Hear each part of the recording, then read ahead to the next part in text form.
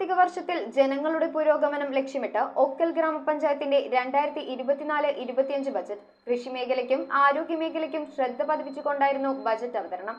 President KM. ഷിയാസിന്റെ അധ്യക്ഷതയിൽ vice president Mini Sajan budget അവതരിപ്പിച്ചു.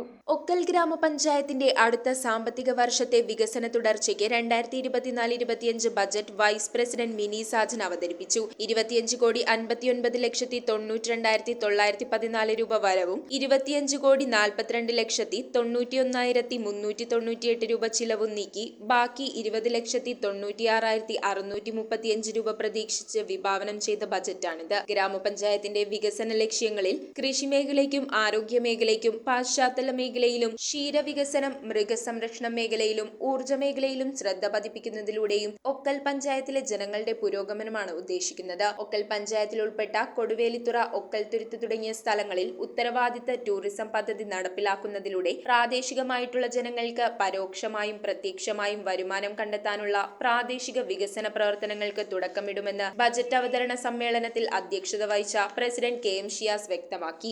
26 കോടി രൂപയുടെ ബഡ്ജറ്റാണ് ഇത്തവണ ഒക്കൽ ഗ്രാമപഞ്ചായത്ത് അവതരിപ്പിച്ചിട്ടുള്ളത്.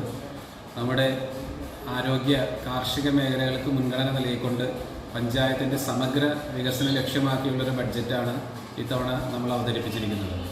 ഒട്ടനവധി വികസന പദ്ധതികൾ ഈ ബഡ്ജറ്റിൽ നമ്മൾ പ്രഖ്യാപിച്ചിട്ടുണ്ട്. News bureau, Perumbavoor. Kopparambil ayurvedic hospital and research centre. ഉഴിച്ചിൽ, lumbar spondylitis, cervical spondylitis, disc bulging കൊണ്ടുണ്ടാവുന്ന ബുദ്ധിമുട്ടുകൾ എന്നിവ ചികിത്സിക്കാൻ വിദഗ്ധരായ ഡോക്ടർമാർ. Kopparambil ayurvedic hospital and research centre.